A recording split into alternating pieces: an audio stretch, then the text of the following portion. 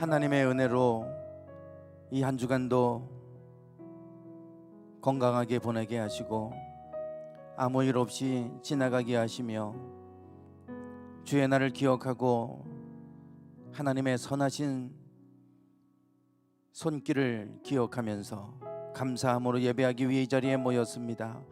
하나님, 날마다 주님을 바라보고 살아가는 순간순간 늘 하나님이 우리와 함께 하심을 기억하게 하시고 늘 그 하나님 바라보며 그 하나님 의지하며 살아갈 때에 날마다 하나님이 우리의 걸음걸음을 인도하시는 은혜를 경험하고 살아가는 저희들 되게 하옵소서. 오늘도 하나님이 이곳에 임재하심을 기대하며 우리 각 사람에게 베풀어 주실 은혜를 기대하며 주 앞에 나아갑니다.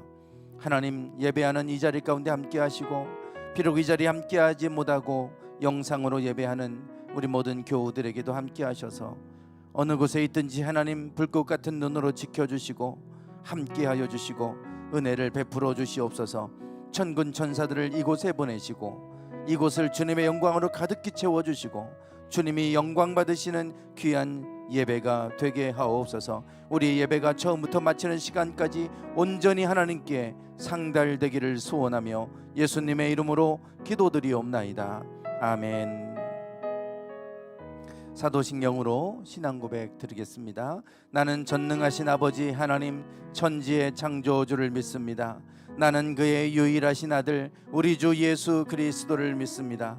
그는 성령으로 잉태되어 동정녀 마리아에게서 나시고 본디오 빌라디오에게 고난을 받아 십자가에 못 박혀 죽으시고 장사된 지 사흘 만에 죽은 자 가운데서 다시 살아나셨으며 하늘에 오르시어 전능하신 아버지 하나님 우편에 앉아 계시다가 거기로부터 살아있는 자와 죽은 자를 심판하러 오십니다.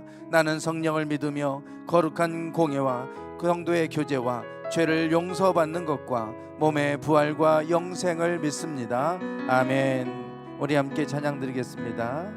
사랑하는 나의 아버지, 사랑하는 나의 아버지, 이름 높여드립니다. 주의 나라 찬양 속에 임하시니 능력에 주께 찬송하네. 전능하신 하나님 찬양 언제나 동일하 신주 전능하신 하나님 찬양 영원히 다스리네. 다시 한번 찬양합니다. 사랑하는 나의 아버지, 이름 높여드립니다. 주의 나라 찬양 속에 임하시니 능력에 주께 찬송하네. 전능하신 하나님 찬양 언제나 동일하 신주 전능하신 하나님 찬양 영원히 다스리네.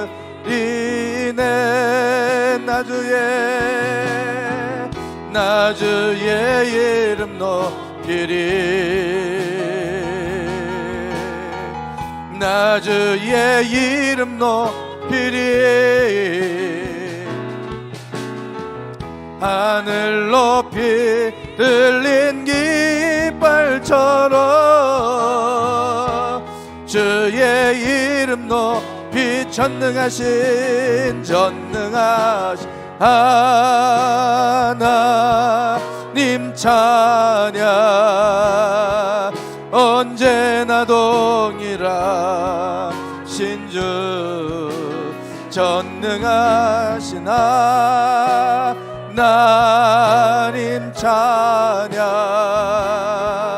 영원히 다스리네 전능하신 하나님 찬양 언제나 동일하신 주 전능하신 하나님 찬양 영원히 다스리네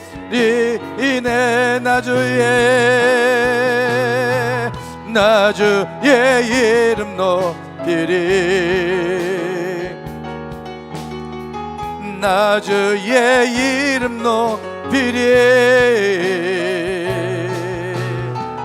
하늘 높이 들린 깃발처럼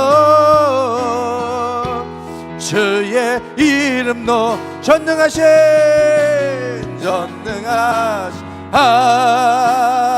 하나님 찬양 언제나 동일하신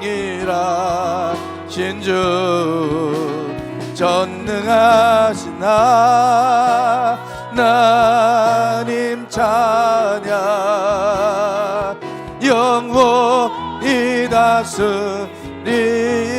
전능하신 하나님 찬양 언제나 동일하신 주 전능하신 하나님 찬양 영원히 다스리네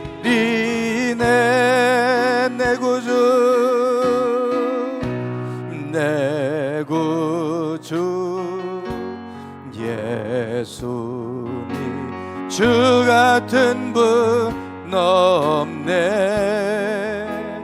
내 평생에 찬양하리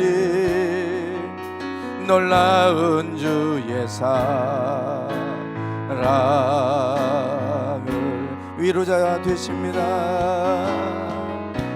위로자 되시며 피난처 되신 주님 나의 영혼 온 맘 다해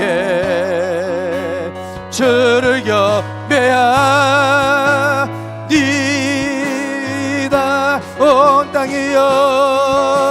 온 땅이여 주님께 외쳐라 능력과 위엄의 왕 되신 주 산과 바다 소리쳐 주의 이름을 높이리 주행한 예 기뻐 노래하며 영원히 주님을 사랑하리라 진실하신 주의 약속 나봐 난 내 구주 내 구주 예수님 주 같은 분 없네 내 평생에 찬양하리 놀라운 주의 사랑을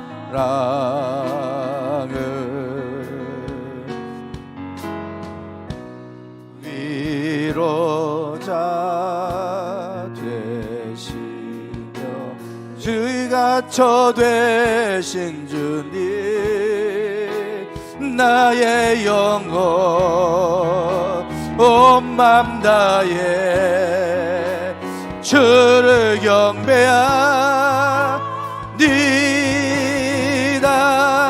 온 땅이여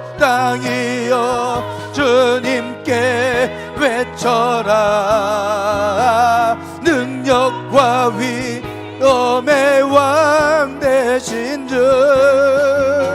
산과 바다 소리쳐 주의 이름을 높이리 주행한 일 기뻐 노래하며 영원히 주님을 사랑하리라 신실하신 주의 약속 나바나 온 땅이여 주님께 외쳐라 능력과 위엄의 왕 되신 주 산과 바다 소리쳐 주의 이름을 주 행할 일 기뻐하며 주행할 일 기뻐 노래하며 영원히 주님을 사랑하리라 신실하신 주의 약속 나바나 내 온 땅이여 주님께 외쳐라 능력과 위엄의 왕 되신 주 산과 바다 소리쳐 주의 이름을 높이리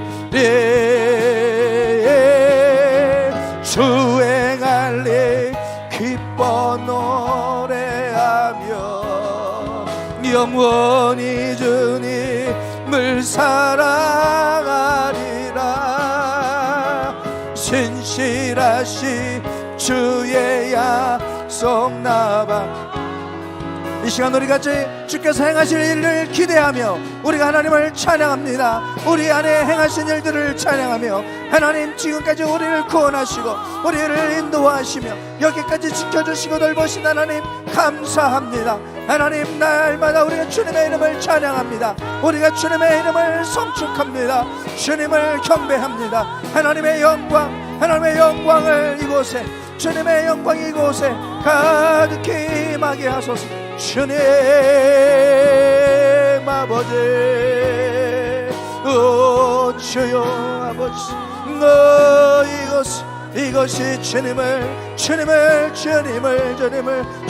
영화롭게 하는 예배 주님을 높여드리는 예배 주님을 경배하고 찬양할 때 어둠의 권세 떠나가게 하시고 오직 주님의 영광만이 이것을 가득히 덮어주소서. 주여 주님의 영광으로 덮어주소서.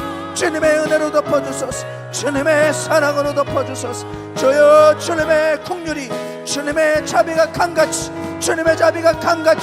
이곳에 흐르게 하소서. 주여 아버지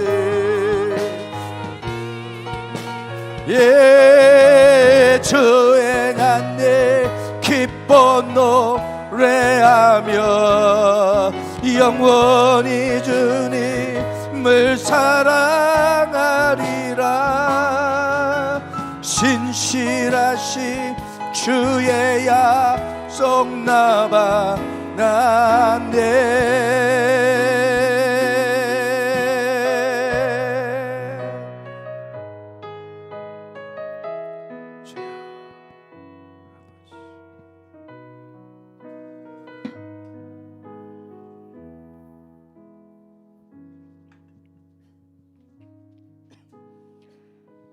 우리가 살아 숨쉬는 모든 순간이 그 어느 것도 당연한 것이 아닌 하나님의 사랑과 은혜임에 감사드립니다. 아멘. 언제나 우리의 기쁨이 되신 하나님, 주여 날마다 크신 사랑으로 돌봐주시는 한없는 은혜에 감사드립니다. 아멘.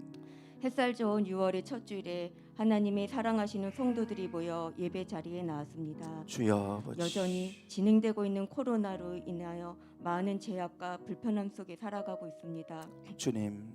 이러한 상황으로 믿음이 흔들리고 예배가 소홀해지지는 않는지요.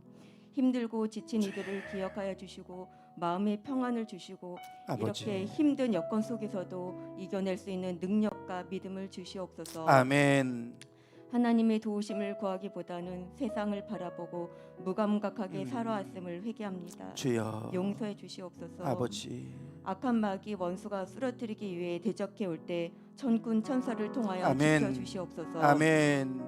예배의 주인이신 주님. 하나님, 하늘나라를 소망하며 이 땅에 사는 동안 참된 자녀로 의를 행하며 말씀 따라 살기를 원합니다. 아버지여. 하나님의 말씀을 담대함으로 얻게 하시고 약속의 말씀을 마음판에 깊이 새기어 하나님의 아버지. 자녀임을 잊어버리지 않도록 도와주시옵소서. 아멘. 이곳으로 풍요로운 교회를 옮기신 하나님, 또다시 아름다운 곳으로 성전 이전을 앞두고 있습니다. 주여 아버지. 모두 기도로서 모든 것을 맡기오니 아버지. 모든 행정 절차와 공사들이 은혜 가운데 이루어 주시옵소서. 아멘. 기도와 물질로서 동참하는 성도님들과 목사님 주여. 모두 한 마음 한 뜻이 되어 힘들지 않도록 더욱더 우리 삶 속에 큰 축복을 더하여 주시옵소서. 아멘.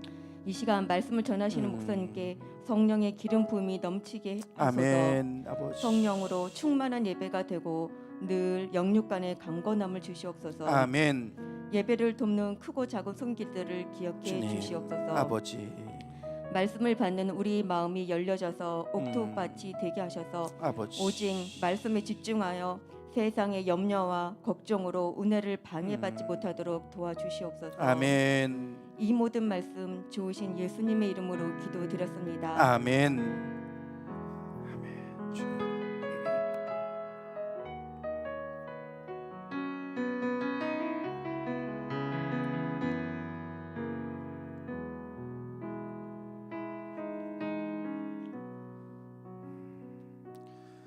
자리에서 일어나셔서 드린 예물 하나님 앞에 봉헌에 올리겠습니다.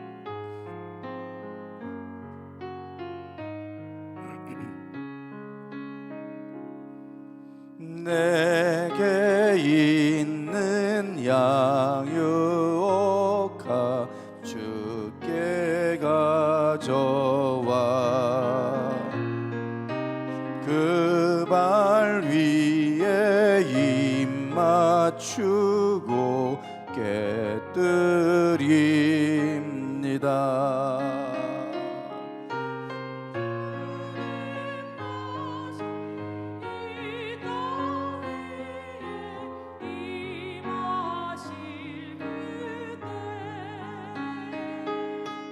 주의 크신 사랑으로 날 받아주소서.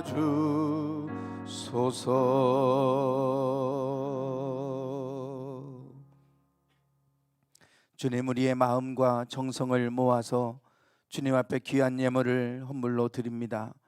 하나님, 내 물질이 있는 곳에 내 마음이 있다 말씀하셨사오니 이 시간 우리의 믿음의 고백을 담아서 주님 앞에 귀한 예물을 드렸습니다. 기쁘게 받아주시고 우리의 삶 가운데 늘 복을 내려주셔서 늘 메말라가지 않도록 하나님 풍성하게 채워주시는 은혜가 가득히 임하게 하여 주옵소서. 근심 걱정 없게 하시고 날마다 평안케 하시며 날마다 주의 즐거움으로 채워주셔서 늘 우리의 삶이 늘 하나님으로 기쁘고 또 복된 삶이 될 수 있도록 우리의 삶과 우리의 가정과 이 교회를 축복하여 주옵소서. 아버지 하나님, 이 모든 시간 주님 앞에 나와서 예배합니다. 하나님, 가정에서 예배하는 모든 성도들에게도 함께 하시고 모든 가운데 하나님 앞에 예배하는 이 모든 이 시간을 기억하는 모든 이들에게 하나님의 은혜를 부어 주셔서 이 시간 이 예배를 통하여 우리가 하나님의 귀한 은혜를 받고 회복되고 살아나는 놀라운 역사가 있게 해 주시옵소서. 예수님의 이름으로 축복하며 기도드리옵나이다. 아멘. 네, 교회 소식 나누겠습니다. 지난주에 광고 말씀드렸던 것처럼 우리가 예배 후에 임원회 모임을 바로 갖도록 하겠습니다. 우리가 지난주에 구역회 모임을 갖고 그리고 성전 이전 추진위원들을 선출했습니다. 앞으로 이제 우리 성전 이전 추진위원들하고 함께 이제 진행해 가도록 그렇게 하겠고, 또 진행되어져 가는 상황들은 제가 광고 시간이나 또 아니면 이렇게 임원회나 또 이런 자리를 마련을 해서 보고를 드리는 형식으로 그렇게 진행을 하도록 하겠습니다. 그리고 예배 마치고 임원회 마치고 성전 이전을 위한 중보기도 이번 주부터 우리가 이제 현장에 가서 각 두 속씩 묶여져서 청소도 해주시고 그러는데요. 그렇게 이제 같이 청소해 주시는 그 구역들하고 매주마다 우리가 이제 돌아가면서 그곳에 가서 우리가 기도하고 그리고 또 함께 교제도 나누는 그런 시간을 갖도록 하겠습니다. 이번 주는 사랑 희락속입니다. 여러분 꼭 기억해 주시고 또 그곳에 그 땅에 한 번도 예배가 드려지지 않은 땅이니까 우리의 예배가 또 기도가 필요한 곳입니다. 여러분들이 적극적으로 참여해 주시기 바랍니다. 6월달 특별 새벽기도는 내일부터 26일까지 20일 동안 진행이 됩니다. 너는 복이 될지라, 이 주제로 함께 기도해 가도록 하겠습니다. 여러분 새벽을 함께 깨워주시기 바랍니다. 그리고 여러분 교회 이전을 위해서 계속해서 기도해 주고 계실 텐데요. 잔금 일정이 좀 빨라질 것 같습니다. 조금이 아니라 많이 빨라집니다. 우리가 잔금을 9월 말로 지금 계약을 하면서 그렇게 말씀을 했고 또 계약서에도 기입을 해 놨는데 대출권 때문에 그렇습니다. 대출권 때문에 농협에서 지금 저희가 대출을 해주기로 되어져 있는 그 농협에서 지점장이 전화를 해서 지금 모든 대출이 뭐 무한대로 나가는 게 아니고요. 그 대출의 한도액이 있어요. 관해로 책정된 한도가 50%인데 49%까지 다 찼다고. 빨리 서두르지 않으면 대출이 어렵게 될 수 있으니까 빨리 좀 진행을 하면 좋겠다. 그래서 제가 지난주 월요일에 모든 서류를 다 준비를 해서 제출을 한 상태입니다. 그러다 보니까 일정이 좀 빨라졌어요. 여러분들이 우리 빨라진 일정 위해서 여러분 기도해 주시고, 그리고 또 이곳에 우리가 나가면 임차인이 빨리 속히 나타날 수 있도록 여러분 위해서 기도해 주시기 바랍니다. 네, 이번 주 말씀 선포는 창세기 12장 2절 3절 말씀인데요. 여러분 주보에 있습니다. 말씀 선포, 우리 함께 같이 말씀 선포하도록 하겠습니다. 시작. 내가 너로 큰 민족을 이루고 내게 복을 주어 내 이름을 창대하게 하리니 너는 복이 될지라. 너를 축복하는 자에게는 내가 복을 내리고 너를 저주하는 자에게는 내가 저주하리니 땅의 모든 족속이 너로 말미암아 복을 얻을 것이라 하신지라. 창세기 12장 2절에서 3절 말씀. 아멘. 네, 선포기도 하겠습니다. 시작. 하나님은 나를 부르셔서 나의 이름을 창대하게 하실 뿐 아니라 나의 주변의 모든 사람들이 나로 말미암아 복을 얻게 하기를 원하신다. 그러므로 나는 복되게 하실 하나님을 기대하며 믿음으로 나아갈 것이다. 아멘. 네, 이 말씀으로 한 주간 여러분 승리하시고 매일마다 좀 선포 좀 하십시오. 우리가 3번씩 선포하는데 못하고 계시다면 냉장고에 붙여 놓으시고 보실 때마다 계속해서 여러분 이 말씀과 말씀 기도 여러분 선포하시고 하면 이 말씀대로 하나님께서 이루어 가실 줄 믿습니다. 성경 말씀 창세기 12장입니다.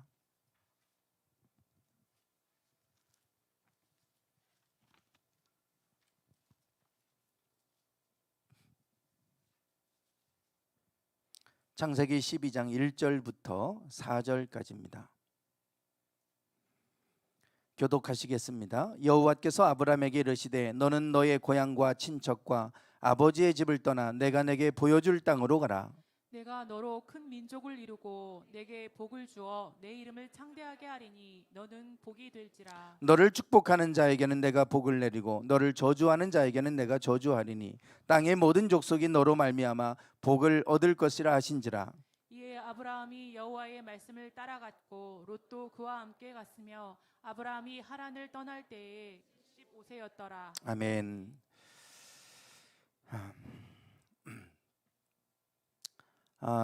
네.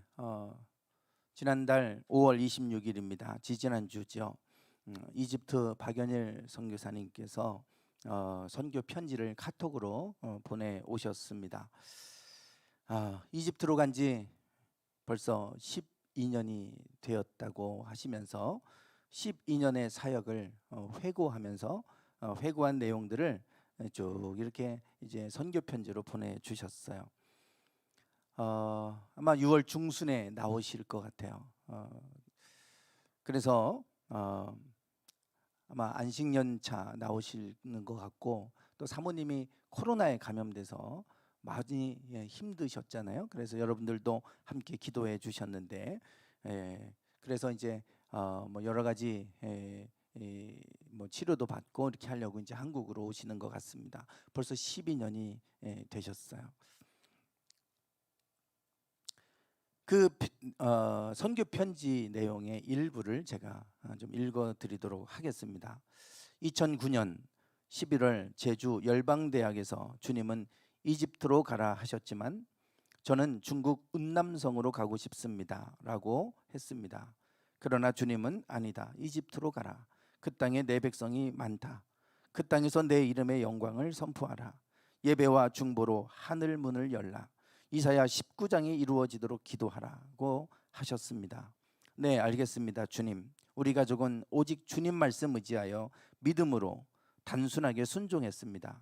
지체하지 않고 즉시 온전히 기쁘게 순종하기로 결정하고 출발했습니다. 여호와께서 아브라함에게 이르시되 너는 너의 본토 친척 아비집을 떠나 내가 내게 지시할 땅으로 가라. 내가 너로 큰 민족을 이루고 내게 복을 주어 내 이름을 창대하게 하리니 너는 복의 근원이 될지라. 창세기 12장 1절 2절 말씀. 하나님이 아브라함의 전 존재와 삶을 통해 아무것도 의지할 것 없는 광야에서 믿음으로 사는 삶을 가르치시고 오직 믿음으로 하나님의 약속만 붙들고 인내하며 약속을 성취하게 하시고 오직 믿음으로 하나님과 동행하는 삶을 살며 나그네로 복의 근원이 되게 하셨습니다. 하나님이 저희에게도 아브라함처럼 믿음으로 살며 하늘의 복을 유통하는 삶으로 인도해 주셨습니다.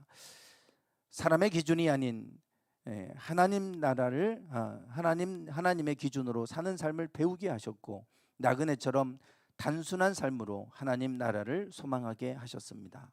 예수제자 학교에서 받은 훈련이 삶이 되는 은혜를 주셨습니다.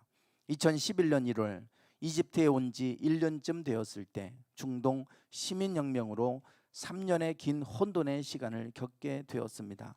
국가 시스템이 붕괴되는 혼란한 그때 두렵고 떨림으로 우리 가족은 잠잠히 엎드려 주님의 얼굴만을 구했습니다. 절대 복종으로 세뇌된 이슬람 국가에서는 상상도 할 수도 없는 일이었지만 이 일을 통해 하나님은 하늘 문을 여셨습니다. 무바라크 30년 통치 집권이 붕괴되고 급진 이슬람 정부가 세워졌지만 다시 세속 무슬림 국민들의 벽에 부딪혀 무너지고 지금 LCC 대통령 정부가 정권을 잡으면서 다시 서방 개방 정책으로 복음의 문이 열리게 되었습니다. 이들의 시민혁명은 겉으로는 경제 빈곤의 문제로 보였지만 영적으로 보면 견고한 종교의 영이 무너지는 시작점이 된 것입니다. 이 일 후에 이집트와 중동의 영적 분위기는 완전히 바뀌었습니다. 이슬람의 영에 눌려 굳게 닫혀있던 복음의 문이 열리면서 수많은 난민들이 복음을 듣고 주님 품으로 돌아왔고 세속 무슬림들이 주님의 방문을 받고 삶을 바꾸는 일들이 일어났습니다. 중동혁명은 하나님의 영적 혁명으로 지난 10년 동안 수백만의 무슬림들을 추수하는 하나님이 일하시는 놀라운 시간이 되었습니다. 혁명 이후 내전으로 흩어진 갈급한 영혼들에게 영적 추수의 시즌이 된 것입니다. 지금도 역사는 하나님의 뜻대로 이루어지고 있음을 믿습니다. 마치 이집트 땅에서 자기 백성을 하나님의 주권적인 방법으로 애굽에서 구원하셨듯이 21세기 오늘날에도 영적 출애굽을 위해 하나님이 새 일들을 행하십니다. 오늘도 새 일을 행하시는 하나님을 찬양합니다. 네, 선교 편지의 앞부분의 일부를 제가 읽어드렸습니다. 이 선교 편지를 통해서 중동 지역에서 일어나고 있는 일들을 잠시 소개해 드리려고 합니다. 박연열 선교사님은 제가 예수전도단 선교단체에서 훈련을 받고 그리고 대전 지역의 목회자들을 훈련시키는 사역에 참여했을 때 함께 동역했던 목사님 침례기호 목사님이십니다. 어느 날 갑자기 저에게 찾아오셔서 이집트로 선교사로 가겠다고 하는 이야기를 하셨어요. 뭐 이슬람 지역이 워낙 선교가 어렵고 또 위험하고 그래서 걱정하면서 기도와 선교비로 지금까지 후원하고 있습니다. 편지 내용처럼 선교사님은 원래 중국으로 가기를 원했습니다. 중국에 가서 선교하기를 원했는데 하나님은 이집트로 가라고 말씀하셨고 선교사님은 순종하고 나갔습니다. 본인의 뜻과 달랐지만 본인의 계획과 달랐지만 아무 아랍어를 준비한 것도 아니고 아무 계획도 되지도 않았는데 하나님이 이집트로 가라고 하는 그 말씀 의지하고 그냥 그 순종하고 떠나셨어요. 왜 굳이 그 땅이라고 하는지 우리 알 길이 없죠. 하나님께서 가라고 하니 쉽지 않은 결정이지만 갔어요. 그리고 나서 1년 정도 지났을 때 아랍의 봄이라고 불리는 민주화 혁명이 그 들불처럼 일어났습니다. 그때 이집트도 30년 동안 독재 철권 통치를 하고 있었던 무바라크 대통령이 결국 권좌에서 내려와서 망명을 가게 되죠. 그리고 급진 무슬림 세력이 그 이집트를 장악을 했어요. 3년입니다. 그 3년 동안은 얼마나 많은 끔찍한 일들이 있었는지 몰라요. 이 이집트 땅에도 많은 기독교인들이 있었는데 우리가 그 기독교인들을 콥틱이라고 부르죠. 콥틱 기독교라고 하는데 그 많은 기독교인들이 무참히 급진 이슬람주의자들에 의해서 살해를 당했습니다. 학교에 있다가도 집에 있다가도 그냥 사람들이 들이닥쳐서 총으로 그냥 난사하고 가는 이런 일들이 수없이 있었어요. 많은 선교사님들도 그렇게 돌아가셨습니다. 그러니 얼마나 무서웠겠어요. 그러니까 밖에 나갈 수도 없었고 그냥 커튼 치고 사모님하고 가족들이 그냥 조용히 기도하고 조용히 예배하는 것밖에 할 수가 없었어요. 간지 1년 만에 일어난 일입니다. 아랍어를 할 수도 없으니 무슨 전도를 할 수 있겠습니까? 선교회를 할 수도 없었고 1년 정도 지난 후에 이런 일이 3년 동안 지속됐으니까 할 수 있는 것은 하나도 없었습니다. 두려움도 두려움이겠지만 이해하지 못했을 거예요. 왜 하나님은 나에게 이 땅으로 가라고 하셨을까? 이유를 몰랐을 겁니다. 할 수 있는 게 없잖아요. 1년 지나고 나서 아랍의 봄 혁명이 튀니지로부터 시작이 돼서 중동 전 지역으로 그리고 북아프리카 지역으로 확산되면서 그러면서 지금까지도 이 아랍의 봄은 이어지고 있습니다. 물론 그것이 민주화 혁명으로 이루어지지는 않았어요. 여전히 또 군부 독재가 등장하고 여전히 내전이 일어나고 오히려 그 나라가 국가들이 시스템들이 붕괴되는 그런 혼돈스러운 상황을 지금 맞이하고 있죠. 저도 그 당시에 선교사님을 위해서 중보하고 기도하면서 그런 생각을 했어요. 왜 가라고 하셨을까? 중국으로 가겠다는 사람을 굳이 왜 그 땅으로 가라고 했을까? 할 수 있는 게 없는데. 이 편지를 읽으면서 하나님의 뜻을 알게 됐어요. 본인도 12년 동안의 사역을 회고하면서 하나님의 행하시는 일들을 이제 이 편지 내용에 담고 있죠. 아랍의 봄 이후에 영적 분위기가 완전히 바뀌었다. 이런 지금 이야기를 전해주고 계십니다. 그렇게 견고한 이슬람의 장벽이 무너졌다. 그 이후에 무수히 많은 무슬림들이 기독교로 개종하는 일들이 일어나고 있습니다. 지금까지 이어지고 있어요.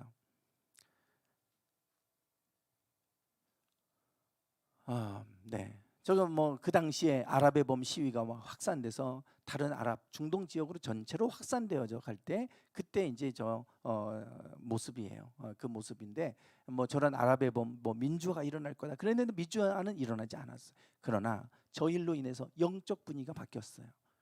이슬람 그렇게 견고했던 이슬람이 무너져가고 많은 무슬림들이 기독교로 개종하는 일들이 일어나게 된 겁니다. 하나님이 하시는 방법이고 하나님이 일하신 거예요.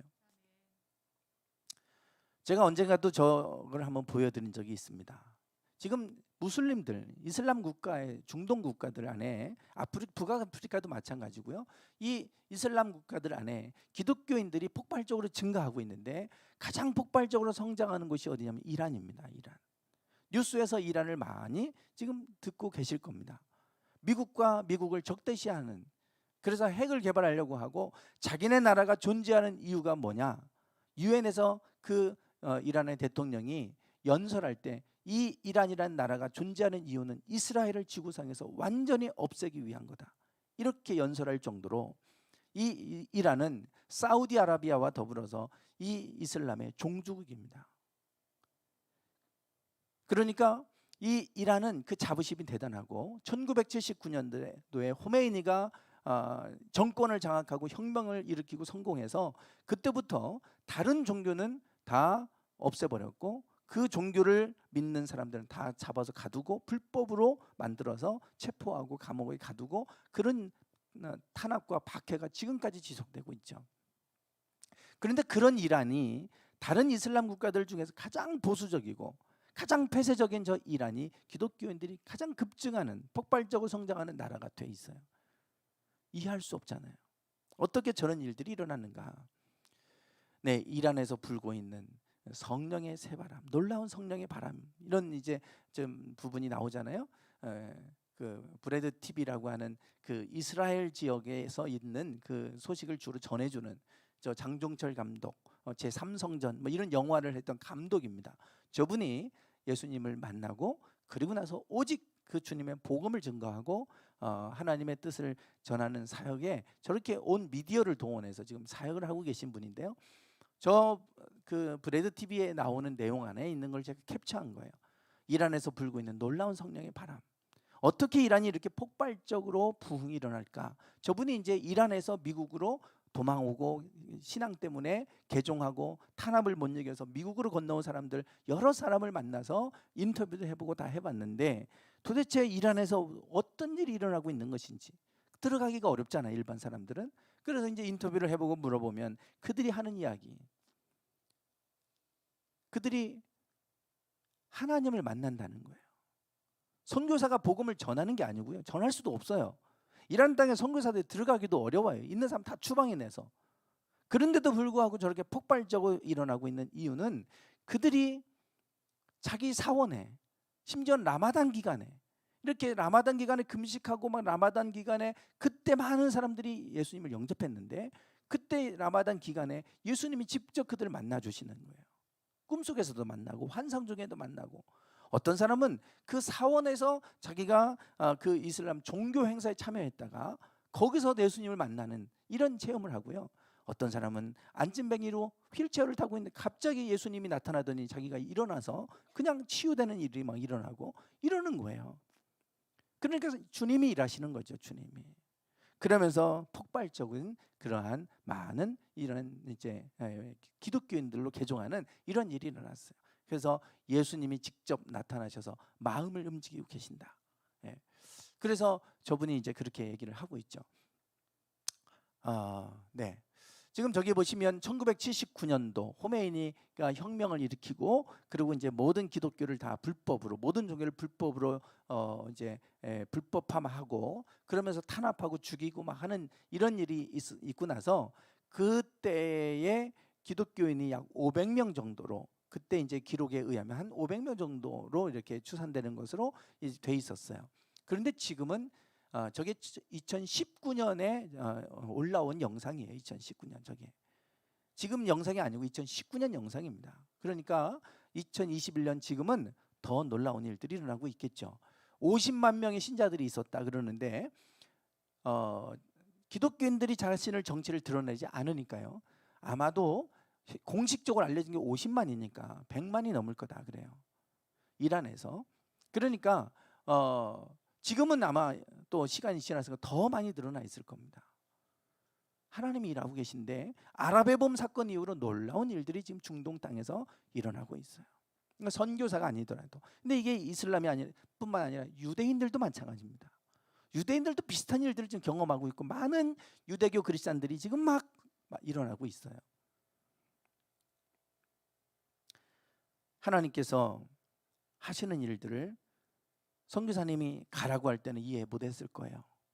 왜 아랍에 보면 혁명이 일어나서 3년 동안 아무것도 못하고 숨죽이면서 살고 나가지도 못하고 두려움 속에 떨며 언제 죽을지 모르는 그런 상황 가운데 살아갔던 선교사님, 그때는 몰랐는데 지금 와서 보니 하나님이 일하시는 일이었다. 그래서 내 백성이 많으니 가라. 그래서 그렇게 준비된 마음이 흩어지고 다 모든 게 질서가 깨지고 이런 가운데 가서 그들에게 복음을 전하니까 사람들이 쉽게 마음을 여는 거예요. 그래서 하나님이 이 때를 위해서 보내셨구나 라고 하는 것을 이제 비로소 12년을 회고하면서 느끼게 되는 것이고, 저도 그 편지를 통해서 그래서 하나님이 이집트로 가라고 하셨구나 라고 하는 것을 저도 다시 한번 돌아보게 되는 거예요. 하나님은 우리의 삶 가운데 일하고 계신 줄 믿습니다. 우리의 생각을 넘어서서 일하시는 하나님이세요. 우리가 과연 하나님이 이 선교사님에게 내가 이런 방식으로 일할 테니까 가라 얘기하셨다고 해서 이해가 됐을까요? 이게 갑자기 무너지는 일 아니에요. 그렇게 견고하게 이슬람은 절대 복종을 가르칩니다. 그들 교리에서. 그렇기 때문에 아무리 독재자가 뭐 독재를 하고 뭐 해도 그들은 절대 복종이에요. 절대. 그게 이슬람의 교리입니다. 그런 그들이 들고 일어났다는 건 있을 수 없는 일이에요. 근데 그 일이 일어났고 그 일이 이슬람 전역으로 확산된 거는 이건 보통 일이 아닌 겁니다. 하나님께서 보이지 않는 곳에서 일하고 계신 거고, 그로 인해서 이슬람의 견고한 그 장벽들이 무너져 내리게 된 거예요. 그러면서 지금 이제 하나님은 그 땅 가운데서 성령의 새바람을 일으키고 계세요. 우리나라에서 성령의 새바람을 일으켰던 것처럼 그 중동 지역 그 안에서 하나님은 지금도 새 일을 행하고 계세요. 이 선교 편지 안에 이 선교사님이 언급했던 말씀이 창세기 12장 말씀입니다. 오늘 그 본문으로 제가 말씀을 나누려고 해요. 하나님께서 아브라함을 부르실 때도 마찬가지였어요. 부르실 때는 이유가 있습니다. 네가 복이 되라는 거예요. 하나님께서 그 땅을 복되게 하시고 그들을 구원하시려고 네가 가라, 내가 일한다. 모세에게도 너 가라, 내가 일하겠다, 이렇게 말씀하셨는데 아브라함에게도 동일하게 말씀하고 계세요. 뭐라고 하시냐면 내가 너로 큰 민족을 이루고 내가 너에게 복을 주어서 너의 이름을 창대하게 하겠다. 그래서 너가 복이 되게 하겠다. 너 혼자 복받고 부자가 되고 하는 것이 아니라 너를 통해서 땅에 있는 모든 족속이 복을 얻게 해주겠다. 하나님의 뜻은 모든 사람들을 복 주기를 원하시는데, 그게 하나님의 뜻인데 모든 사람을 다 일일이 한 사람 한 사람 복 주시는 게 아니라 하나님이 복 주시는 방법은 복의 사람을 세워서 그 사람을 통해서 복이 흘러가도록 하게 하시는 겁니다. 그게 하나님의 뜻이에요. 하나님 일하시는 방식입니다. 지금도 하나님은 그렇게 일하고 계시고요. 전 세계의 부를 소수가 갖고 있잖아요. 그들이 나눠주면 상관이 없어요. 그걸 자기 것으로 가지고 있으니까 문제가 되는 거지. 이거를 나눠 쓰고 있으면 이 세상에 이렇게 가난해지지 않아도 돼요. 전 세계의 부를 10%가 다 갖고 있다고 그러잖아요. 그 사람들이 좀만 나눠줘도 이렇게까지 굶어 죽는 사람이 없을 겁니다. 하나님은 다 나눠주기를 원하시고 복의 사람이 되기를 원하시는데 마치 다 자기 것인 양 생각을 하고 착각을 하고 움켜쥐고 있으니까 지금 이 땅이 이런 거 아니겠어요? 하나님께서 너가 복이 되라, 네가 복이 되라, 이렇게 말씀을 하고 계세요. 우리가 지난주에 느헤미야에 대해서 말씀을 나눴습니다. 느헤미야를 가리켜서 주변 사람들은 뭐라고 했냐면 이스라엘 자손을 흥왕하게 하려는 사람이 왔다. 느헤미야를 가리켜서 이스라엘 자손을 흥왕하게 하려는 사람이라고 얘기하고 있어요. 성벽이 무너졌고 이미 바벨론에 의해서 폐허가 됐지만 하나님은 고레스를 통해서 100년 전에 이미 그 땅으로 돌아가게 하셨습니다. 돌아갔는데 100년이 지났어도 여전히 예루살렘은 황폐화되어져 있고 성벽은 재건되지 않았어요. 그 이야기를 듣고 느헤미야는 너무나도 안타까워서 수일 동안 슬피 울면서 금식하며 기도했어요. 하나님, 내가 그 일을 하고 싶어요. 저를 보내주세요. 그때 하나님은 은혜를 주셔서 왕의 술 맡은 관원이 되게 하셨고, 그래서 결국 왕이 가라고 해서 총독으로 가서 그 땅에서 그들을 일으켜 세워서 성벽을 짓는데 52일 만에 완공합니다. 100년 동안 하지 못했던 일을 52일 만에 한 거예요. 흥왕하게 하는 사람인 거예요. 흥왕하게 하는 사람. 우리가 볼 때는 100년 동안 못했던 거니까 저건 못하는 겁니다. 어느 누구도 할 수 없는 거예요. 그러나 느헤미야를 통해 하나님 하시잖아요. 그것도 52일 만에. 복의 사람은 이런 사람인 겁니다. 남들이 안 된다고 하지만 하나님은 그를 통해 하시는 겁니다. 그리고 그를 통해 사람들에게 그 복이 흘러가게 하는 거예요. 성벽 세우면 느헤미야만 좋아지나요? 아니잖아요. 이스라엘 자손이 사는 거고 보호받는 거 아닙니까? 그 일을 위해서 하나님이 느헤미야를 세우셨고 하나님이 아브라함을 부르신 것도 이거예요. 너로 인해서 천하 만민이, 땅에 있는 모든 사람들이 복을 얻도록 하게 해주겠다. 그것이 하나님이 아브라함을 부르신 목적입니다. 그러면 우리가 이와 같이 흥왕하게 하는 사람이나 복의 사람이 되기 위해서 우리가 해야 될 게 무엇이 있겠어요? 단순합니다. 간단해요. 복을 주시는 분은 하나님이십니다. 우리가 복의 사람이 될 수 없어요. 내가 복의 사람을 되겠다고 하면 교만입니다. 나 혼자 나를 세우기도 어려운데 우리가 누구를 얼마나 세우겠어요? 못 세우죠. 내가 가서 선교사로 가면요, 이슬람에 가서 10년 동안 사역해도 한 명 전도하기도 어렵습니다. 왜냐하면 그 사람들은요 가족 살해를 당합니다. 모든 직장 다 잘립니다. 개종하면. 선교사님이 가서 막 이렇게 먼저 그 사람에게 복음을 전하려면 인간관계를 맺어야 되는데, 신뢰할 수 있는 관계를 맺어야, 그래야 나서 복음을 전해야 되는데 그게 10년 걸려요. 10년. 인간관계에서 신뢰관계 쌓는데 10년 걸립니다. 그리고 10년 지나서 이제 나를 신뢰할 만하겠다, 그때 예수님을 꺼내놓는 거예요. 그래도 될까 말까예요. 근데 가서 뭘 합니까? 가서 뭘 할 수 있겠어요? 내가 그 땅에 가서 뭐 그 땅에 많은 사람을 구원하겠다고요? 할 수 없는 일입니다. 하나님이 하실 일이에요. 다만 하나님이 가라고 하니까 가는 거지, 내가 가서 뭘 하겠다고 갑니까? 선교사가. 아브라함이 뭘 하고 네가 복의 사람이 된다고 그래요? 이게 받아들여질 수 있는 일이 아니잖아요. 나도 지금 뭐 혼자 세우고 내 가정 세우기도 어려운데 무슨 내가 무슨 이 땅의 모든 족속이 나로 말미암아 복을 얻어? 말도 안 되는 얘기 아닙니까? 이해할 수 없는 일이고 받아들일 수 없는 일이잖아요. 하나님께서 아브라함에게 그 말씀하셨어요. 내가 너를 통해 그 일을 이루겠다. 그리고 나서 그 일을 위해서 하나님이 아브라함에게 말씀하시는 것은 뭐냐면, 내가 너에게 보여줄 땅으로 가라. 가라. 그랬을 때 아브라함은 그 말씀을 따라갔습니다. 그리고 그 나이가 75세였다 그래요. 적은 나이가 아닙니다. 젊을 때가 아니에요. 이미 갈대아 우르 땅에 살고 있다가 하란 땅으로 아버지 데라 때 이주했어요. 그 땅에 정착하고 거기서 자리 잡고 사는 거예요. 갈대아 우르면 지금 페르시아 이란 땅입니다.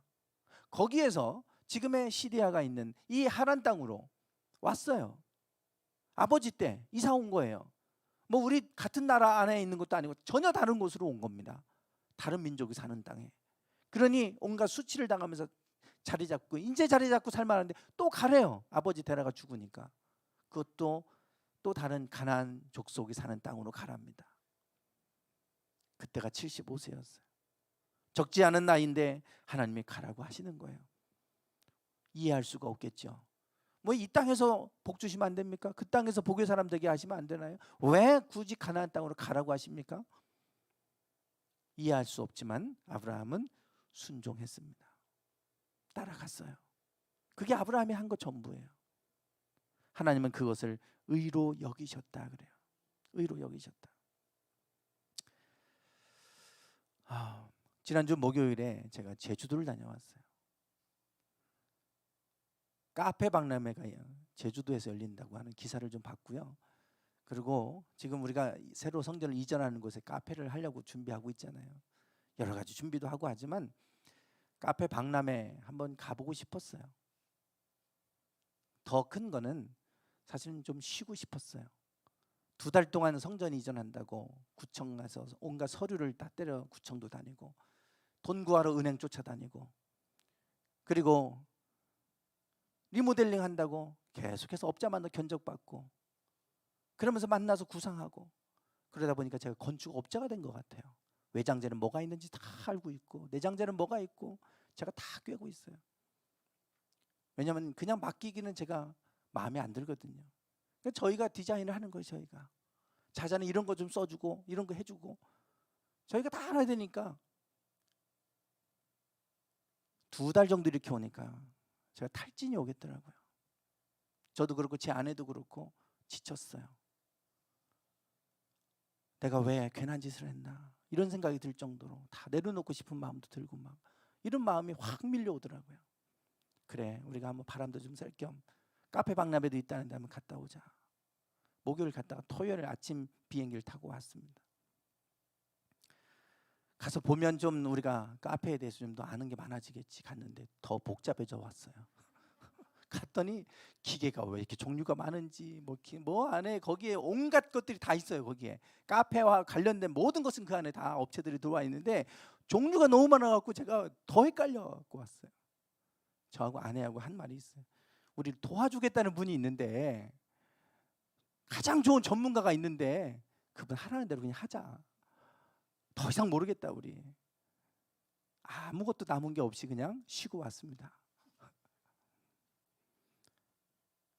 우리나라에서 독일까지 가갖고 그거 다 배우고 모든 전 분야를 목사님 걱정하지 마세요. 제가 알아서 다 도와드릴게요. 그분을 제가 만나고 왔잖아요. 그런데도 제가 가서 좀 더 알고 내가 다 좀 이해해야 되겠다 좀 생각하고 갔다가 나 더 이상 내가 이제 여기까지는 내가 모르겠다. 이제 그냥 하라는 대로만 하자. 그렇게 결론을 냈어요. 모든 걸 아시는 분은 하나님이시죠. 온 땅을 다스리는 분이 하나님이시잖아요. 어떻게 우리가 하나님의 뜻을 다 이해하고 따라갈 수 있겠습니까? 저거 다 설명해줘도요, 이 기계는 뭐가 어떻고 저 기계는 어떻고 다 알고서 내가 선택하려면 도저히 못해요. 그거 그냥 전문가가 이렇게 하세요, 이거 하세요, 그러면 그냥 믿고 따르는 거지. 하나님이 우리를 가장 잘 아시잖아요. 하나님이 우리의 형편을 가장 잘 아시잖아요. 하나님이 모든 걸 다스리시잖아요. 하나님이 그냥 하라고 하면 되는 거예요. 내가 이해가 안 된다고 왜 이래야 돼요 하나님, 왜 저래야 돼요, 저를 이해시켜 주세요. 그러면 머리 터집니다. 다 이해하고 할 수가 없어요. 아브라함처럼 하나님 왜 내가 꼭 굳이 그 땅에 가야 돼요, 이제 여기 정착해서 살만한데 여기서 복의 사람이 되게 하면 되지 왜 가라고 하세요. 이해할 수 없어요. 가라니까 가는 거예요. 아브라함이 했던 건 그겁니다. 그냥 믿고 갔어요. 순종했습니다. 그랬더니 하나님께서 아브라함을 복의 사람이 되게 하셨고, 그래서 그들을 통해서 천하 만민이 복을 얻도록 하나님 그 민족을 지금도 쓰고 계시잖아요. 그때는 모르지만 시간이 지나고 나면 그때서야 이렇게 하시려고 한 거구나, 이런 거구나, 그때 가서야 우리가 알게 됩니다.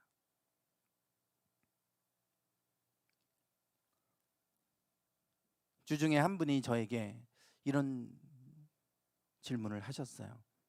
목사님 왜 성전을 이전하려고 하시는지 제가 궁금합니다. 알고 싶어요. 제가 무슨 생각을 하고 계신지, 무슨 의도로 그런 질문을 하셨는지는 제가 이해가 돼요. 그리고 그분뿐만 아니라 성도님 중에도 그런 생각을 하시는 분이 많이 있겠다. 그래서 이 자리를 통해서 제가 말씀을 드려야 되겠다, 그런 생각이 들었어요. 충분히 이해가 됩니다. 코로나 시국에 어려운데, 다 어렵다고 그러는데 꼭 이때 이런 일을 해야 됩니까? 꼭 우리가 이럴 때 이런 일을 해야 되는지. 저도 그런 생각을 했으니까 충분히 그런 생각 하실 수 있고, 지금 땅 샀다고 하면 다들 놀랍니다. 교육자 회의 때도 제가 보고를 드렸어요. 이제 성전 이전과 관련된 행정적인 절차를 밟아야 되니까 말씀을 드렸어요. 눈이 휘둥그레지더라고요. 아니 이럴 때 땅을 사? 대단하다. 쉬운 일이 아닙니다. 제가 왜 이런 일을 하는지, 왜 우리가 지금 이 상황에서 굳이 이렇게 해야 되는지, 그런 생각이 드시는 분들도 많으실 거예요. 저도 그랬으니까요. 아마 오랫동안 저를 겪어보신 분들은 저를 잘 아실 겁니다. 저는 그렇게 무모한 사람이 아니고 모험을 즐기는 사람도 아닙니다. 매우 신중형입니다. 매우 신중형. 안정형입니다. 도전하는 거 싫어합니다. 안 해본 일을 하는 거 힘들어합니다. 그래서 식당 가도 맨날 먹는 것만 먹습니다. 가면 맨날 육개장. 중국집 가도 육개장 먹어요. 중국집에도 육개장을 하잖아요. 집에서 중국집에서 짜장면 시키고 그러면 저는 육개장 시켜 먹어요. 늘 먹는 거. 저희 아버지가 그랬거든요. 코카콜라 드시면 맨날 코카콜라만 드시고 초코파이 드시면 맨날 초코파이만 드시고 그러는데 제가 그래요. 하나 먹으면 맨날 그것만 먹어요. 어디 가서 새로운 거 도전 안 합니다. 그냥 먹었던 거 안전하게 먹습니다. 그냥. 그런 저를 그렇게 신중하고 안정적인 제가 교회 이전을 3번 했고 이번 하면 4번째예요. 주변에서 깜짝 놀라죠. 성전 이전을 한 번 하라는 것도 어려운데 어떻게 3번씩이나 했냐고 다 놀라야 합니다. 그렇게 이전할 때마다 늘 자금 압박을 저는 지금까지 받아왔고 그렇게 진행해 왔어요. 처음 시작된 교회 목상동 목상감리교회로 시작됐어요. 1997년도에 제가 목회를 시작을 했습니다. 저기에 전세 자금이 그 당시 전세 5천만 원이 전부였어요. 그때 우리가 저곳에서 이제 덕암동으로 교회를 이전을 했죠. 2층짜리 저 건물을 저희가 샀어요. 매입을 했습니다. 5천만 원 전세 빼가지고 저기 안에 내부 인테리어 안에도 5천만 원 다 썼어요. 나머지 1억 2,800 거의 뭐 1억 3천 가까이는 다 빚이었습니다. 그때도 자금 압박 동구하느라고 이리 뛰고 저리 뛰고 했어요. 그리고 나서 2006년도에 테크노밸리로 이 지역이 처음 조성될 때 이곳에 우리가 상가를 분양받고 왔어요. 3억에. 그때도 저 건물을 우리가 팔고 나니까 5천만 원 남더라고요. 5천만 원 가지고 저기 또 인테리어 하는데 5천만 원 다 썼어요. 3억은 다 빚이었습니다. 3억. 그 당시 금리가 8%였어요. 신협에서 빌릴 때. 큰 압박이 있었죠. 중도금도 치러야 되고 그러면서도 우리가 그렇게 하면서 왔어요. 그리고 지금 이 자리에 월세 220 내면서 우리가 이 자리로 왔습니다. 보시는 것이 인테리어 하는데 우리가 많은 돈을 또 들여서 썼습니다. 어떻게 그런 일들을 했냐고 사람들은 놀래하는데 저는 단순합니다. 이게 하나님이 뜻이라고 생각하면 그냥 물불 안 가리고 갑니다. 뭐든지 하나님이 뜻이구나, 하나님이 원하시는 일이구나 확신이 들어오면 그 다음부터 계산하지 않고 그냥 가요. 이것저것 계산하면 못하죠. 그래서 그냥 순종하고 여기까지 왔어요. 그래서 우리가 이번에 이전하려고 하는 것도 처음엔 저도 그런 생각을 했어요. 우리가 그걸 어떻게 해? 그런데 하나님 그 생각을 바꿔주셨고 이게 하나님께서 하시고자 하는 일인가 보다. 확신이 드니까 제가 하는 겁니다. 이 큰 돈을 제가 어디서, 하나도 없는데 또 어디서 시작합니까? 하나님이 행하시는 일이라고 저는 생각하고 그것이 믿음으로 확신이 왔기 때문에 저는 가는 거예요. 이것이 저의 업적을 이루기 위해서, 무슨 땅을 사서 교회 건축 뭐 세우고 저의 업적을 드러내기 위해서, 저를 위해서 하는 일이라면 여러분들이 아마 참여하지 않으셔도 됩니다. 그러나 이것이 저의 뜻이 아니라 하나님께서 원하시는 일이라고 생각한다면, 그게 하나님의 일이라고 생각한다면 같이 기도해 주시고 참여해 주셔요. 저는 그런 믿음으로 가는 거예요. 왜 하냐고 물으신다면 제가 드릴 답변은 그거밖에 없어요. 하나님이 하기를 원하신다는 확신이 있으니까 하는 겁니다. 제 생각과 무슨 인간적인 경영 방식으로 하고 그런 거 아니에요. 그런 거 계산했으면 저 시작하지 않았습니다. 할 수도 없어요. 처음 제가 목회를 시작한 것 아까 사진 보여드렸잖아요. 1997년도 목상교회. 1999년도입니다. 제가 98년도에 결혼했고요. 1999년도에 제가 교육전사로 있었던 열방교회 임재택 목사님이 전화를 하셨어요. 그때는 전도사죠. 강전사. 당신 교회에서 선교사, 중국 선교사를 파송하는데 그 선교사를 후원하는 후원회를 조직을 하려고 하는데 좀 그 선교사를 좀 후원 좀 해줄 수 있겠어 물으시더라고요. 우리 교회가 그 당시에 뭐 작았으니까요. 자립도 근근히 뭐 될까 말까 하는 그런 상황이었던, 자립도 할 수 없는 그런 상황인데 선교사를 후원해 줄 수 있겠냐고 물어보세요. 쉽게 전화할 수 없는 일인 거 알아요. 근데 선교회를 조직을 하는데 10,000원만 후원해도 되니까 같이 하면 좋겠다. 그래서 알겠습니다, 목사님. 제가 참여하겠습니다. 그랬어요. 그리고 나서 제가 한 달에 10만 원씩 후원했습니다. 그때부터 우리 교회도 미자리 교회였는데 하나님께서 10만 원 후원하는 마음을 주셨기 때문에 한 거예요. 그냥 그거 계산하면 저 못합니다. 10만 원씩 했어요. 그랬더니 놀라세요. 큰 교회들도 5만 원밖에 안 하는데 그때 아니 어떻게 미자리 교회가 10만 원을 하냐고 깜짝 놀라시더라고요. 그 당시 자립하려면 1년 결산이 2,500만 원 나와야 돼요. 지금도 2,500, 3,500만 원이 안 나와서 지금도 10년 동안 개척을 해도 자립교회가 되지 않는 교회들이 허다합니다. 개척해서 자립교회 되는 확률 1%도 안 돼요. 2,500, 3,500 안 나옵니다. 그만큼 개척교회가 어려워요. 그런데 그 해에 놀라운 일이 일어났어요. 우리가 결산 7,700만 원 정도 했어요. 그 해에 2,500도 안 되는 미자립 교회가요 10만 원씩 후원했는데요 7,700만 원. 제가 한번 어떤 한 권사님이 오셨는데 사업가 한 분이 오셔서 찬송하고 복음성가 부르는 거 갖고 뭐라고 했다고 했잖아요. 그분이 11주 70만 원씩 했으니까요. 하나님이 그런 분들을 보내셔가지고 7,700만 원 넘게 결산하셨어요. 그리고 나서 우리가 2006년도에 저기 지금 사진에 보시는 것처럼 테크노밸리로 분양받고 왔습니다. 3억. 다 빚이죠. 3억. 금리가 그 당시 뭐 7%, 8% 막 신협해서 그랬으니까 아주 부담이 컸습니다. 지금 사진에 보시는 것처럼 교인들이 이렇게 많지 않았어요. 그런데 그때 예수전도단에서 선교훈련을 받았을 때 같이 받았던, 지금 아까 박연열 선교사님도 그 예수전도단 선교단체에서 만난 분이고요. 그리고 저 신태훈 선교사님 아시잖아요. 요르단에 가셨던 분이에요. 함께 선교훈련 받았던 성결교단의 목사님이십니다. 그분들이 훈련을 받고 끝나더니 결단하셨어요. 요르단에 선교사로 가겠다고.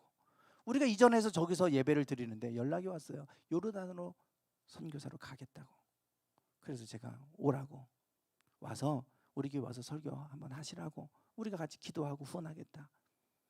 그리고 와서 설교하고 갔는데 저희가 한 달에 저 선교사님에게 40만 원씩 보냈습니다. 그 당시 3억이 다 빚이었고요. 저 당시에 제가 생활비 받을까 말까 막 그거 걱정하고 있던 그런 때인데요. 40만 원씩 보냈어요. 왜냐하면 하나님이 주신 마음이니까 한 거예요.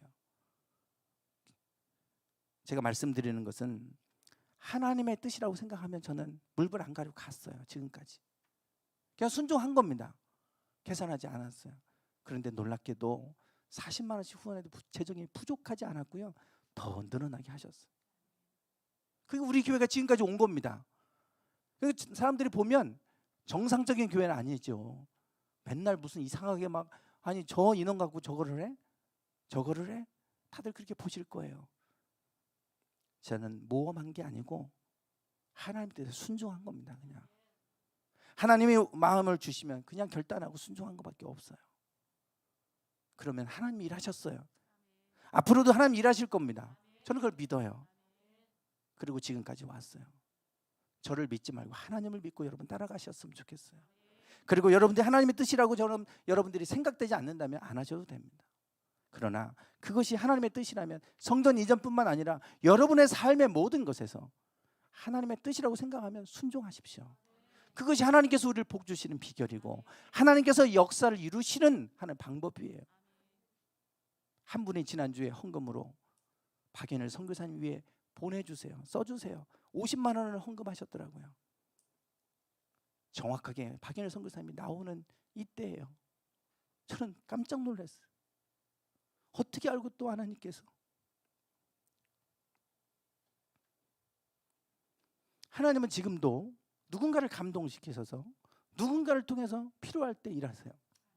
하나님 일하시는 방식입니다. 그분은 왜 내가 그분한테 갑자기 50만 원을 보내야 되지? 몰랐을 수 있어요. 근데 보니까 6월 16일 날 나온다고 편지 나와 있어요. 하나님께서 적절한 때 하나님께서 또 그렇게 우리 교회 누군가를 통해 또 일하시는 거잖아요. 하나님은 지금도 일하고 계세요. 아브라함 때에도 그러셨고, 지금 아랍의 봄을 통해 중동에서도 그렇게 하고 계시고, 지금도 이 순간에도 우리를 통해 일하고 계신 줄 믿습니다. 우리가 사람의 생각을 가지고 하나님 다 이해할 수 없어요. 그러나 하나님이 뜻하시는 바라면, 하나님이 일하신다고 하면, 하나님께서 우리에게 마음을 주실 때 즉각적으로 온전히 기쁘게 순종하고 나가면 하나님께서 우리를 통해 일하실 줄 믿습니다. 그게 우리가 복의 사람이 되는 거 아닙니까? 그게 우리가 복의 통로가 되는 거 아니에요? 우리를 통해서 일하시는 거잖아요. 그분이 가니까 그분을 통해 하나님이 그 땅에서 일하시잖아요. 그것이 하나님이 일하시는 방식인 줄 믿습니다. 오늘 우리가 하나님 앞에 복의 사람으로 살기를 원합니다. 나를 위해서가 아니라 하나님의 영광을 위해서 우리가 살려고 마음만 먹으면 하나님은 언제든지 얼마든지 우리를 통해 일하실 줄 믿습니다. 오늘 우리가 그런 믿음의 사람들이 되기 원합니다. 순종의 사람들이 되기 원합니다. 그러면 하나님 반드시 우리를 통해서 복의 사람으로 하나님이 우리를 사용하실 줄 믿습니다. 찬양 드리겠습니다.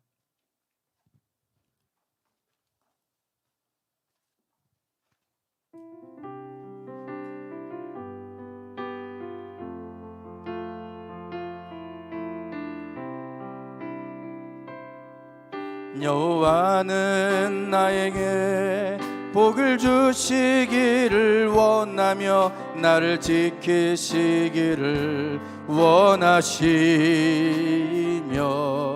여호와는 그 얼굴을 나를 향하여 드사 은혜와 평강 주시기 원하노라. 다시 한번 여호와는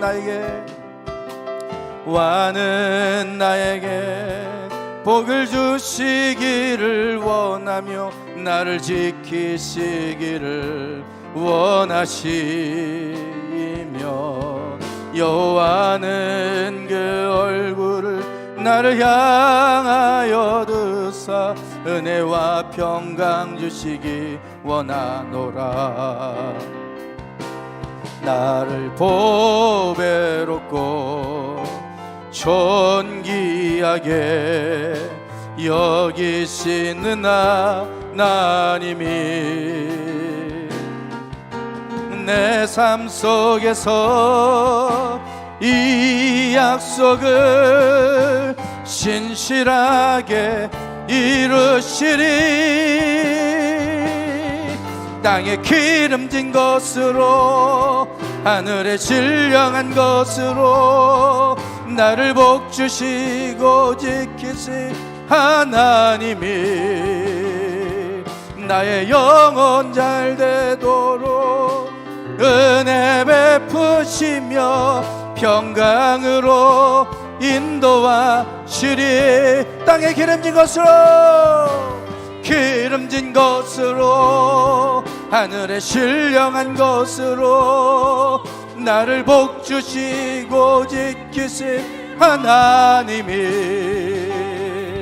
나의 영혼 잘 되도록 은혜 베푸시며 평강으로 인도하시리. 땅에 기름진 것으로 하늘에 신령한 것으로 나를 복주시고 지키신 하나님이 나의 영혼 잘 되도록 은혜 베푸시며 평강으로 이 시간 우리 같이 기도합시다. 하나님, 우리가 복의 사람 되게 하소서. 하나님의 사람이 되게 하여 주소서. 주님 말씀하시면 순복하며 결단하며 나갈 수 있는 하나님의 사람, 믿음의 사람들 되게 하소서. 주여, 우리를 통하여 하나님의 뜻이 이루어져 가기 원합니다. 우리를 통하여 하나님의 뜻이 이루어지기 원합니다. 주여, 아버지, 나의 뜻이 아니라 하나님의 뜻을 향하여 나의 뜻이 아니라 하나님의 뜻을 향하여 나가는 아버지, 우리 모두가 되게 해주시기 원합니다. 주여, 아버지, 주여, 아버지, 아버지 주님 주님 아버지 하나님이시여 아버지 주님 아버지여 주여 아버지 하나님이여 주여 풍요로운 교회를 축복하여 주소서.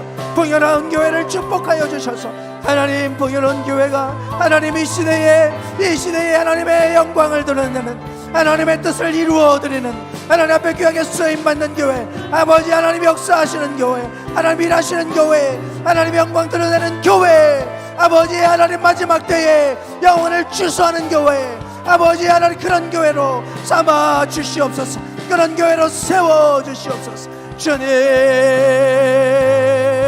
아버지 아버지 주님 아버지 하나님이시여 아버지 하나님이시여 아버지 하나님이시여 주여 아버지 아버지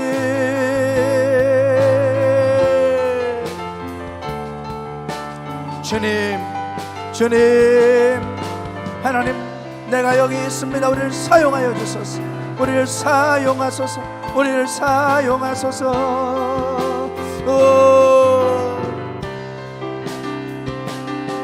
땅에 기름진 것으로 하늘에 신령한 것으로 나를 복주시고 지키실 하나님이 나의 영혼 잘되도록 은혜 베푸시며 평강 인도하시니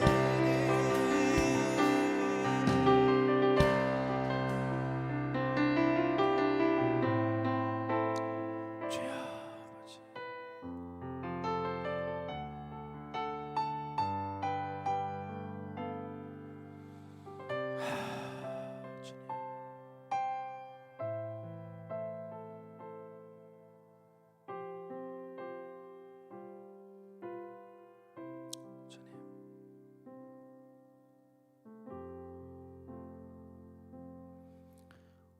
우리 모든 사람들에게 복 주기를 원하시는 하나님,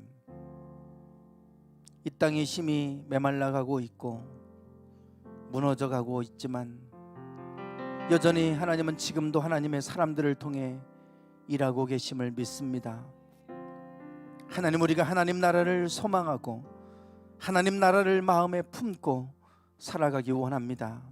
이 세상에 썩어져 버릴 것을 의지하지 않게 하시고 그것에 소망을 두지 않게 하시고 하나님께서 이 땅 가운데 이루시고자 하는 바를 이루어 드리는데 쓰임받는 복의 사람들이 되게 해 주옵소서. 아브라함을 일으켜 세우셔서 하나님 천하 만민에게 복이 흘러가도록 그렇게 하나님 그 새 일을 시작하셨던 하나님, 오늘 여기에 우리가 있습니다. 하나님, 우리를 사용하여 주옵소서. 모든 것들이 무너져가는 시대일지라도 풍요로운 교회를 사용하여 주시고 하나님의 나라가 이 교회를 통해 이루어져 가고 드러나게 하시며 하나님이 이루시고자 하는 바가 풍요로운 교회와 성도들을 통해 이루어져 가게 해 주시옵소서. 우리는 할 수 없고 우리는 연약하지만 그러나 하나님이 하실 것을 기대합니다. 일하실 것을 믿습니다. 믿음으로 나아갑니다. 믿음을 도와여 주시고 우리의 믿음 흔들리지 않게 하옵소서. 주님 말씀하실 때 순종하며 나아가는 저희들 되게 해 주옵소서. 지금은 우리 주 예수 그리스도의 은혜와 아버지 하나님의 극진하신 사랑하심과 성령님의 감동감화 충만하심이 늘 하나님 안에 아브라함과 같이 복의 사람으로 사용되기를 원하는 당신의 사랑하는 모든 성도들 위해 이제부터 영원토록 함께 하시기를 간절히 축원하옵나이다. 아멘. 주여 아버지,